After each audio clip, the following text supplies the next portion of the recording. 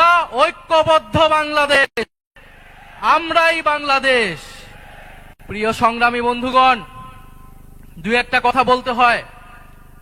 আমরা শুনছি বিভিন্ন কার্ড দেওয়া হবে, ফ্যামিলি কার্ড দেওয়া হবে, কৃষক কার্ড দেওয়া হবে। আমরা চাই কার্ড দেওয়া হোক, জনগণ সুবিধা পাক, কিন্তু এই কার্ড জনগণ পর্যন্ত পৌঁছাবে তো?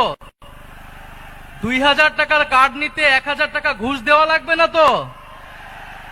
তাহলে ঘুষ, চাঁদাবাজি সেটা যদি আমরা নির্মূল না করতে পারি, এই সকল সুযোগ সুবিধা কি জনগণের কাছ পর্যন্ত পৌঁছাবে?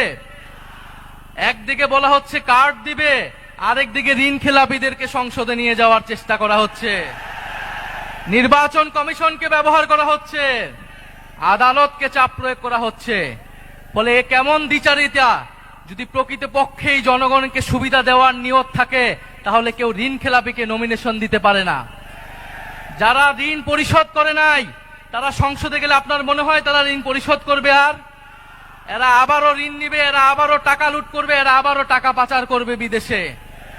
আমরা তো এই বাংলাদেশ চাই নাই, আমরা তো সেই লুটেরাদের বিরুদ্ধেই গণ অভ্যুত্থান করেছি।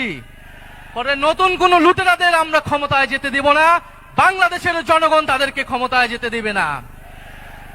সংগ্রামী বন্ধুগণ, বলা হচ্ছে বস্তিবাসীকে ফ্ল্যাট দেওয়া হবে। বস্তিবাসী ফ্ল্যাট চায় নাই আমাদের কাছে, আপনাদের কাছে। বস্তিবাসী চায় নিরাপদ জীবনের নিশ্চয়তা, বস্তিবাসী চায় মর্যাদাপূর্ণ কর্মসংস্থান। বস্তিবাসীকে ঢাকা শহরে আজ পর্যন্ত যারা ফ্ল্যাট দেওয়ার অঙ্গীকার করেছে, তারা বস্তি উচ্ছেদের পরিকল্পনা করেছে। তারা বস্তিতে আগুন লাগিয়েছে, বলা হয়েছে আপনাদেরকে ফ্ল্যাট দিব, আপনারা বস্তি থেকে উচ্ছেদ হন। আমরা আল্লাহ না করুক হয়তো এই ধরনের কোনো প্ল্যান নাই। জান্নাতের মালিক আল্লাহ, অবশ্যই মহান সৃষ্টিকর্তা, আর ভোটের মালিক জনগণ, ভোটের মালিক নাগরিক। দেশের মানুষ বুঝে বুঝে যাবে আরো দ্রুতই যে কারা নির্বাচনের আগে প্রতারণা করছে, কারা দেশের মানুষকে ঠকাচ্ছে, কারা সংস্কারের বিরুদ্ধে অবস্থান নিচ্ছে। প্রিয় সংগ্রামী বন্ধুগণ, 12ই ফেব্রুয়ারি 10 দলীয় নির্বাচনী ঐক্যের সমর্থিত যার প্রার্থী রয়েছেন, যার যেখানে মার্কা রয়েছে, এই ঢাকা 15 আসনে দাঁড়িপাল্লা, অন্যান্য আসনে শাপলাকলি, রিক্সা সহ 10 দলীয় জোটের যেই মার্কাগুলো রয়েছে, আপনারা তাদেরকে জয়ী করবেন, তাদের সাথে থাকবেন।